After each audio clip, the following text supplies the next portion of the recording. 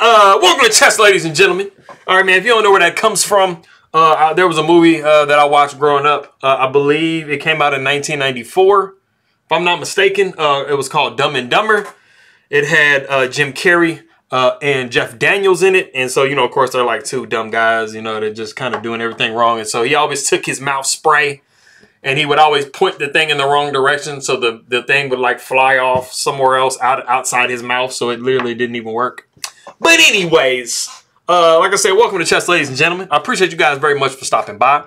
Per request, I did get Bobby Fischer requested, so I figured I'd go ahead and do this game, and I'm gonna try really hard to grab another game later on. But I will say this: this was like one of the most fulfilling, like, you know, research that I've done for this for a game, and I have the preparation for it was so great, just simply because there was so much. You know, there's really just like a complete wealth of like information and stuff from this game. So, you know, that's kind of like the old school games. And this game was taken from 1971. For those of you guys that are familiar with Bobby Fischer, you guys know his, you know, his historic candidates, you know, tournament. First, he played Bent Larson. Then he played Mark Taimanov, or actually, no, it was Mark Taimanov first, then Ben Larson, and then he went on to play Tigran Petrosian. And Tigran Petrosian was actually the one that kind of gave him the most resistance. But you know, he really didn't have a whole lot that kept him from being the world champion in '72.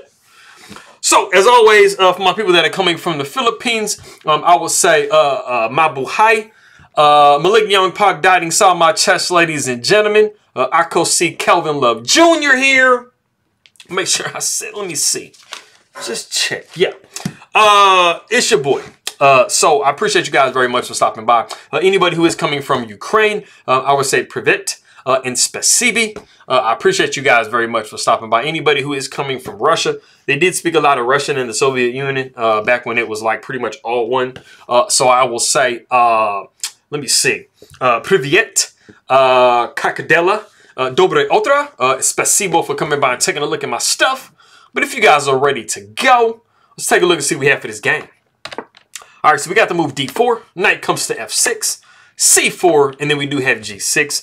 And this does start the King's Indian defense.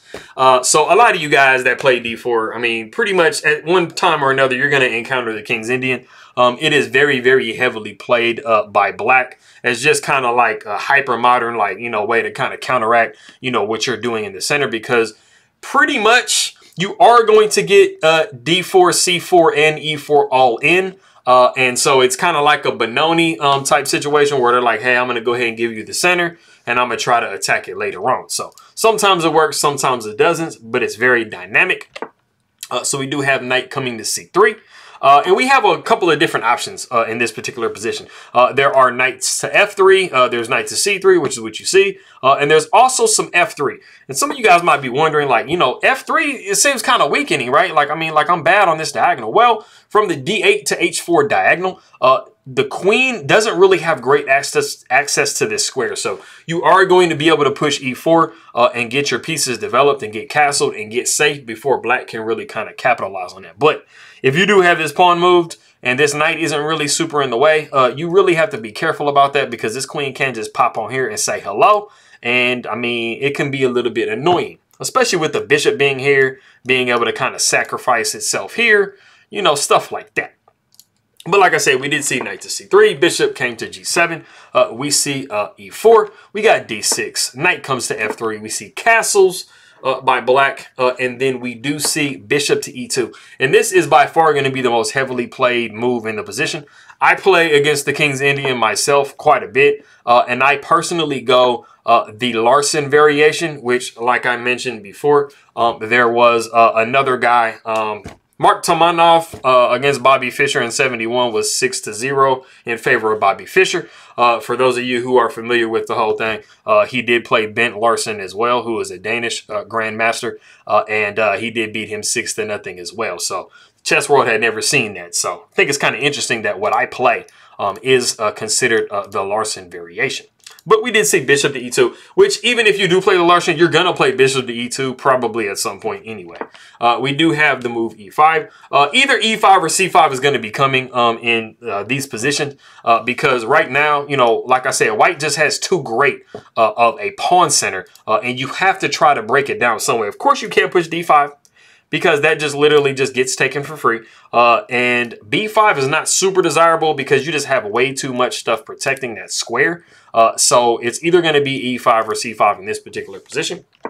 So after e5, we do just see castles by white. And black is trying to, like I said, break down what white has going on. But they're also, because white has such a space advantage and they do have a slight development advantage in this particular position, and they do have a lot more room for their pieces. You know, black is trying to give white, you know, things to kind of worry about to try to delay their development. So you're like, hey man, I'm gonna push c5, I'm gonna push e5, and I'm gonna attack you. So you kind of have to try to figure out what you're gonna do with those attacks. Sometimes it can build up and be a little bit much. So we do have a knight coming to c6. You know, this is adding to the pressure. And, I mean, even though it's not super dangerous, you do have to kind of be careful when you have this bishop back here. It does have the ability to kind of slice through. So if we see trades here like this and stuff like that, and the queen pops on d4, you know, there are some situations where you can have a discovery move with the knight or something like that, and now your queen is hit. So you do have to kind of be careful. But like I said, it's not really that bad of a thing in this particular position. So we do see d5. And this is pretty much almost always going to be the move. When this knight is already here on c6, this square is pretty heavily covered. So d5 is just a way to kind of like inconvenience the knight and just grab a little bit more space. So we do see the knight coming back to e7. And I mean, white actually has a really commanding position in this particular position. They have the ability to play a really, really beautiful move, which is something that they actually don't play. But in this position, I mean, it's not like it's completely won, but, you know, white is commanding a lot of space. As you can kind of see, black's pieces are a little bit jumbled. So, you know, these knights aren't like in the absolute, you know, best spots. This bishop, you know, doesn't really have a lot of scope. Of course, we're not putting it here, but, you know, it is, you know, a little bit harder for black to kind of do what they want to do, you know, in this position. So what we actually see in the game is bishop to d2, but bishop to d2 is just kind of slightly passive in this position. What you want to be focusing on, and something that's really, really common idea as white, is either the move h3 or what is absolutely best in the position is actually knight down to e1. And the reason for that is, you know, you really, really want to control g4 because sometimes knights can pop in there and make things a little bit annoying. You know, this bishop a lot of the times wants to go to e3, but knight to g4 is very discouraging. So this just really allows you to kind of get bishop to e3 in, or even play, you know, f3. You know, with h3 and stuff like that, it really prevents this bishop from coming here. And as you guys can see, if you can't put the bishop here, you can't put it here, you can't put it here. So you really don't, I mean, bishop to d7 is like the only place you can put it, and it's just really a passive square. And you don't have a lot of counterplay over here. So, you know, you definitely want to have a little bit something going on. So that was something there. But like I said, we did see bishop to d2. White's still in a very great position. And we do see the move knight back to e8. We see rook over to c1. And these are all very like common standard moves. You know, whenever you're playing against like a Benoni or you're playing against like a King's Indian or something like that, you know, this knight could literally like pop anywhere. It can come back here. It can come back to d7. And so there is a lot of maneuvering, especially with the position being as close as it is right now. So we do see f5. This is also something else that you're going to see. Very, very thematic. Usually when you see Benonis or King's Indians, you know, you're going to be looking at maybe an a6, b5 situation, or you're going to be looking at f5. You know, it's just trying to open things up. It is trying to give you some really nice pawns, which I'll mention later on. We do see queen to b3. You know, we're dreaming at some point of getting, you know, something rolling on this diagonal, which you will actually see a little bit later on. We do see b6, and then we actually see the novelty of the game, which is pawn takes f5. As of 1971, this was the first time this move had been played.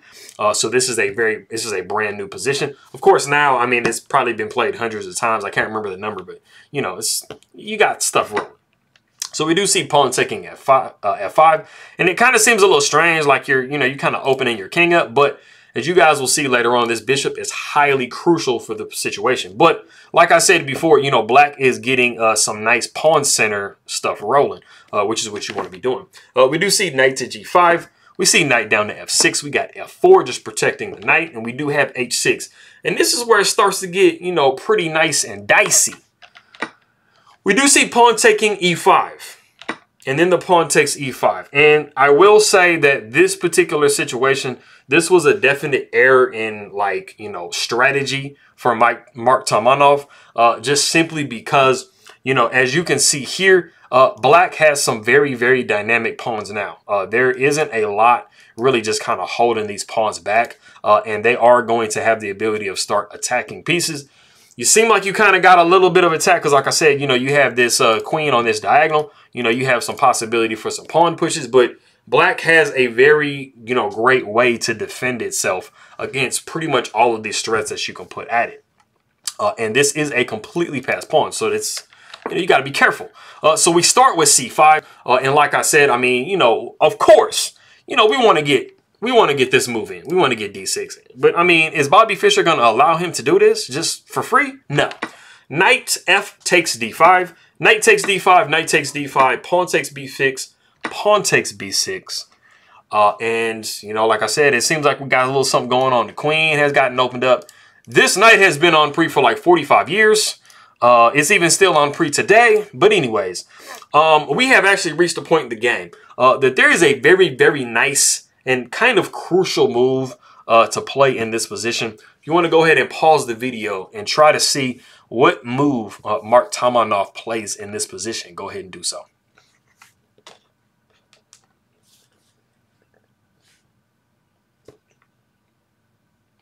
Okay, I'm not gonna lie. This move looked kind of strange to me until I kind of took some time and you know, looked at the position and kind of understood it a little bit and really tried to see like what white was trying to accomplish by making this move.